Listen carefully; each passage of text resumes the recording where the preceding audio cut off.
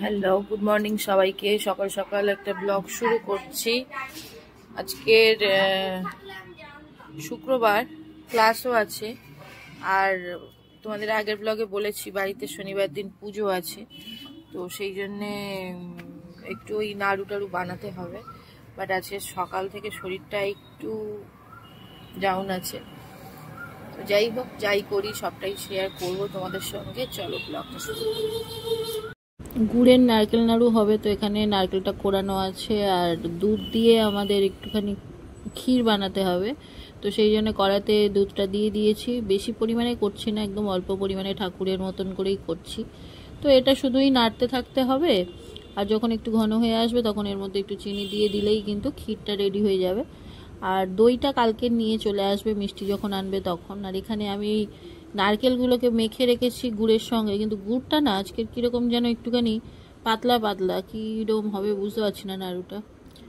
তো যাই হোক, নাড়তে থাকছি। দেখতেই পাচ্ছ এখন কতটা ঘন হয়ে গেছে ক্ষীরটা। তো এইরকম আর একটুখানি ঘন হলেই বন্ধ করে দেবো, কারণ এর থেকে বেশি হলে আবার একদম ড্রাই ড্রাই টাইপের হয়ে যাবে। তো ক্ষীরটা আমার হয়ে গেছে, দেখো কতটা লিকুইডই নামিয়েছিলাম, তাই কতটা গাঢ় হয়ে গেছে। এবারে নাড়ুটা করার পালা। নাড়ুর ওই যে মাখাটা মেখে রেখেছি, ওই মাখাটা জাস্ট কড়াতে দিয়ে দেবো, দিয়ে এবার শুধু নাড়তে থাকবো। দেখতে পাচ্ছ গুড়টা কতটা পাতলা, যেন লিকুইড লিকুইড হয়ে আছে, মনে হচ্ছে জল দিয়ে মাখা আছে, বাট জল কিন্তু একটুও দিইনি, শুধুমাত্র আখের গুড়ের সঙ্গে নারকেলটাকে মাখা আছে। আর এখানে মিমো পাশে বসে বসে কত রকম যে কত কি করছে। হচ্ছে না, ভালো তো।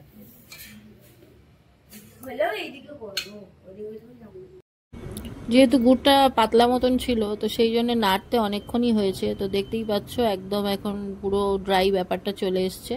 এবারে একটা প্লেটের মধ্যে নিয়ে নেব, নিয়ে আর নাড়ু পাকিয়ে নাড়ুগুলো এখানে রেডি। দেখো নাড়ু আমার পাকানো হয়ে গেছে। এরপরে চলে এসেছিলাম আবার একাডেমিতে। যখন আমি নাড়ুগুলো পাকাচ্ছিলাম তখন অলরেডি যে গরম পড়েছে না, এই সময় আমার একদম তারপরে দুপুরবেলা করে একটা কিছু ঠান্ডা না হলে তারপরে আর ভিডিও নিয়ে নি।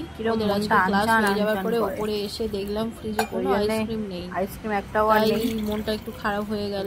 দিয়ে একটু না, এই গরম পড়লেই এই ঠান্ডা ঠান্ডা আইসক্রিমগুলোকে আমি প্রচুর মিস করি। তো সেই জন্য আবার একটু রুয়াবজা দিয়ে বানিয়ে নিলাম, নিয়ে পেতে দিলাম। আবার উপরে চলে এসেছি, মানে নতুন বিল্ডিংয়ে। কারণ নতুন বিল্ডিংয়ের আর একটা জিনিস, এই যে ওপরের যে জায়গাগুলো কাটা আছে দেখতে পাচ্ছ, ভেতরের পাইপ টাইপ দেখা যাচ্ছে, তো ওইখানে এই জালিটা লাগানো হবে। তো একটা আমার স্কোয়ার মোটিভ রয়েছে আর একটা রাউন্ড মোটিভ রয়েছে। তো স্কোয়ার মোটিভটা চলে এসছে, রাউন্ডটা এখনো আসেনি। আর এই দাদা হচ্ছে আমার পিয়ালি স্টাচ, যখন আমি লঞ্চ করি তখনও এই দাদাই পিয়ালি স্টাচের ইন্টেরিয়ার করেছিল। আমার পিয়ালিস বিউটি একাডেমির ইন্টেরিয়ারও ইনি করেছিলেন। এখন এইটার দায়িত্ব এনাকেই দেওয়া হয়েছে। সব থেকে বড় কথা কি জানো, দাদাটা এতটাই ভালো, নিজের ভেবে এত সুন্দর করে কাজটা করে। তো সেই জন্যে বারবার আমরা ওনার সঙ্গেই কন্ট্যাক্ট করি। তো এই যে জায়গাগুলো দেখতে পাচ্ছ, এইখানেই ওটা লাগানো হবে। তো দাদা আমাকে দেখিয়ে দিচ্ছিল যে কীরমভাবে প্লেসিংটা হবে। তো এটা দেখা দেখি করে আমরা আবার চলে গেছিলাম রুমে। আর তোমরা কদিন ধরে জানো আমি বার্গার ব্রেড খুব খুঁজছিলাম। কি এনেছে, যেটা এনেছে সেটা এখন খাওয়া যাবে না। কি এনেছে বলতো, বল কি এনেছে, বলবি তো কি এনেছে।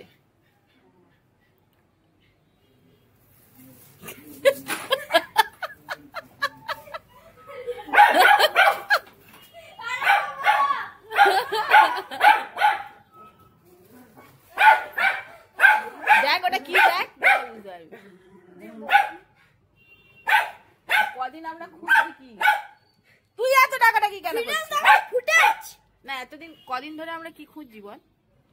আমরা কিছু একটা খুঁজছি, কি খুঁজছি দেখ ভুলেই গেছে।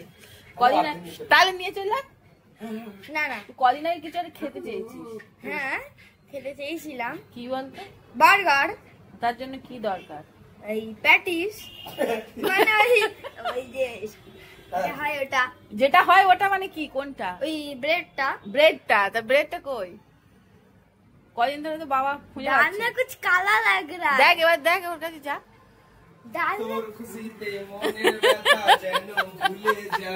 দেখেছিস বার্গার ব্রেড এটাই বলে। আমি জোগাড় করে নিয়ে আইছি একদম পাবি এসব একদম ছেলে হেভি ব্যাপার। তাহলে বার্গারটা হচ্ছে না সানডে। তো দেখতেই পেলে বার্গারের ব্রেড এসে গেছে। তো মিমো বায়না তো করছিল আজকেরই করে দিতে হবে, বাট আজকে তো সকালেই তোমাদের বলেছিলাম যে শরীরটা একটু ডাউন ডাউন যাচ্ছে, তো সেই জন্য আজকে তো করবো না। কালকের বাড়িতে পুজো রয়েছে, কালকের চিকেনের কোনো কিছু খাওয়া যাবে না, তো সেই জন্য কালকেরও করবো না, করবো সানডেতে। তো চলো আজকের ব্লগটা এখানেই এন্ড করছি। যদি কিছু ভালো লাগে প্লিজ লাইক করো, কমেন্ট করে জানিও কেমন লাগছে আমাদের ব্লগ। আর যারা নতুন দেখছো সাবস্ক্রাইব করতে ভুলো না। আর যদি তুমি ফেসবুক থেকে দেখে থাকো তাহলে অবশ্যই আমাদের পেজটাকে ফলো করে নিও। চলো নেক্সট ব্লগে আবার দেখা হচ্ছে, ততক্ষণ সবাই খুব ভালো থেকো, সুস্থ থেকো, টাটা।